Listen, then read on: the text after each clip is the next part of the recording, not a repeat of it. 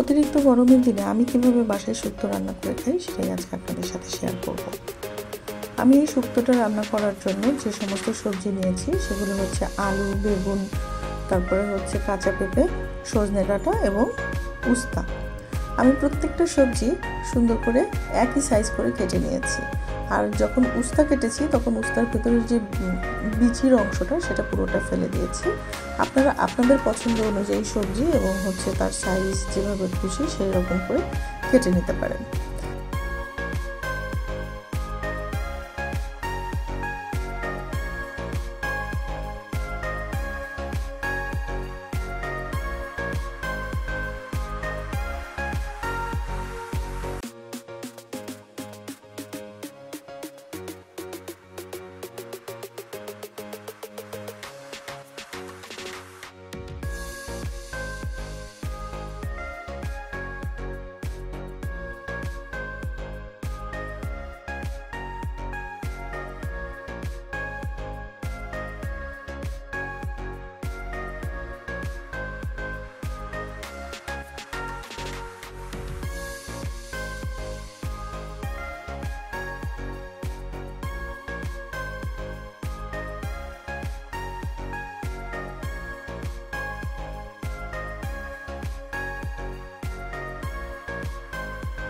আমি সবগুলো সবজি কাটা হয়ে যাওয়ার পরে সুন্দর করে পরিষ্কার পানি দিয়ে ধুয়ে নিয়েছি।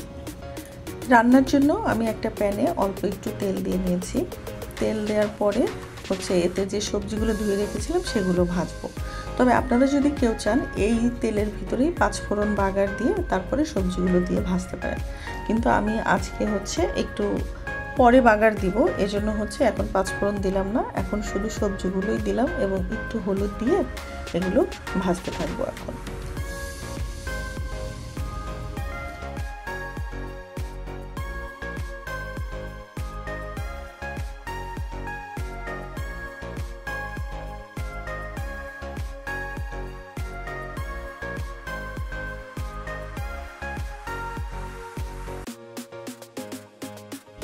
এর ভিতরে ধুয়ে রাখা মসুর ডালও দিয়ে দিব, তারপরে সবগুলো ভাজবো আস্তে আস্তে বেশ কিছুক্ষণ। ভাজছি মানে এর ভিতরে অতিরিক্ত তেল দিয়েছি বিষয়টা কিন্তু তা না, তেল কিন্তু অল্পই দেয়া আছে।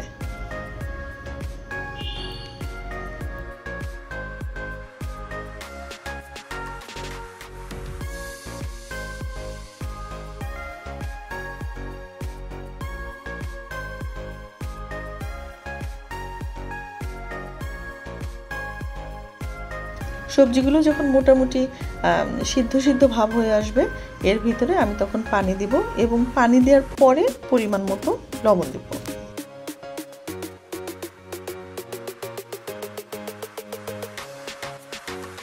এরপরে এর ভিতরে আমি কাঁচা মরিচ দিব। আমি এখানে হচ্ছে গুঁড়ো শুকনো মরিচ, যেটা মানে শুকনো মরিচের গুঁড়ো, সেটা আজকে দিব না। সবজি সিদ্ধ হয়ে যাওয়ার পরে এটা নামিয়ে আমি এখন এটাতে বাগার দিব। এর জন্য আলাদা একটা পাত্রে তেলের ভিতরে শুকনো মরিচ এবং পাঁচফোড়ন দিয়ে ভেজে সেটা ওই সবজির ভিতরে বাগার দিব।